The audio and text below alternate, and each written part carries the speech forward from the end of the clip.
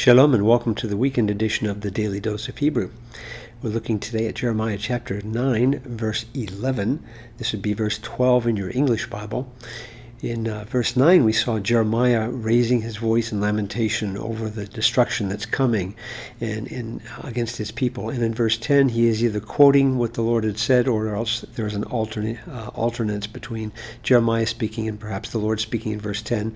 In verse 11 here, it seems to be once again Jeremiah who is speaking and asking a very poignant question. So let's go ahead and read the text in Hebrew as we get started.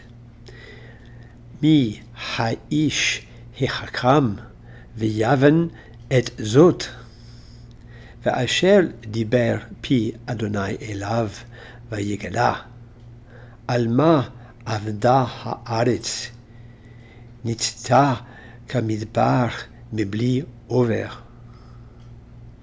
So we start with an interrogative, who, and we have to supply the verb is, who is the man, the wise one. This is the article. It just takes the segol here because of the following hate with the guttural, so that's not too unusual. So who is the wise man, the wise one? And then we find this vav connected to what looks like an imperfect. This is actually going to be a jussive, and it's just with a vav conjunctive that's there.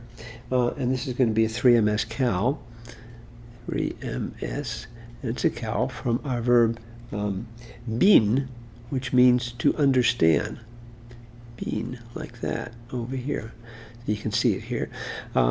So this would, as a jussive, this would be let him understand.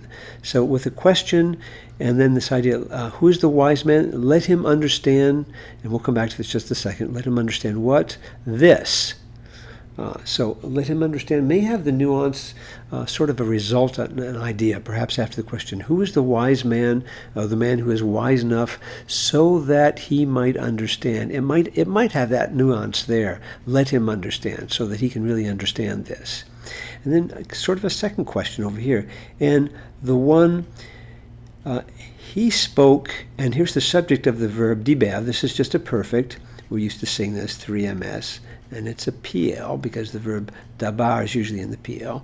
And the subject of this verb is Pi Adonai, so the mouth of Adonai, the mouth of the Lord, and whom the mouth of the Lord has spoken to him.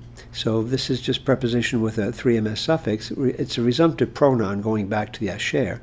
So we would say, to whom the mouth of the Lord has spoken.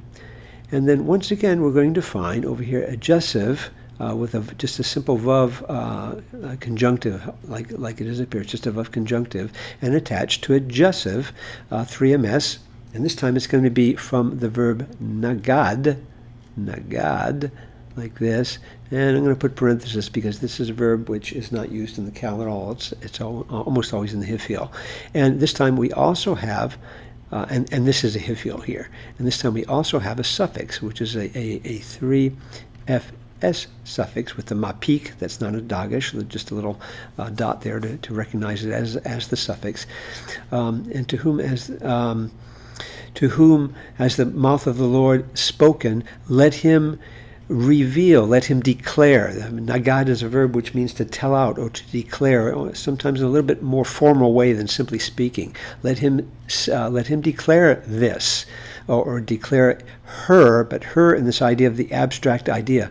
What it's sort of what is the this and what is the her here? It's the explanation for why all these terrible things have happened, and that's what we're going to see in the latter part of the verse.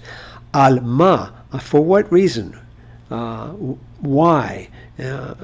Why has the land over here been destroyed? And this is a perfect 3fs from our verb avad, which means to be burned, or this word means to be destroyed or to be desolate. So for what reason has the land become desolate? And then here's the same thing over here. This is also going to be a perfect 3fs. And only this time this is going to be a nifal. So this is a perfect 3fs nifal. Now, a little bit of difference here. We saw back in verse 9, we saw the verb yatsat, like this, which means, again, to be burned or to be destroyed. And in BDB, they list the same root as what we're seeing here for this verb right here, which could be, and this would be one of these verbs, which is a one-yod verb, which leaves a dagesh, like a pei nun verb.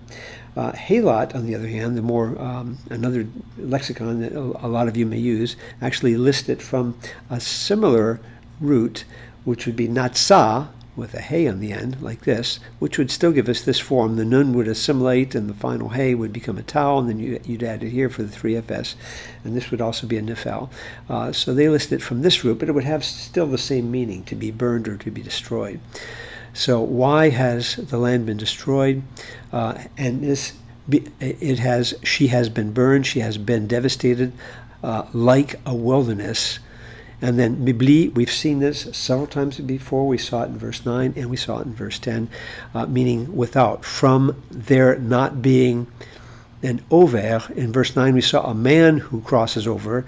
In verse 10 I think we saw a dweller, a yoshev, and here we just have the participle, not a man crossing over, but anyone who crosses over. In other words, no one passing through, without anyone passing through the land.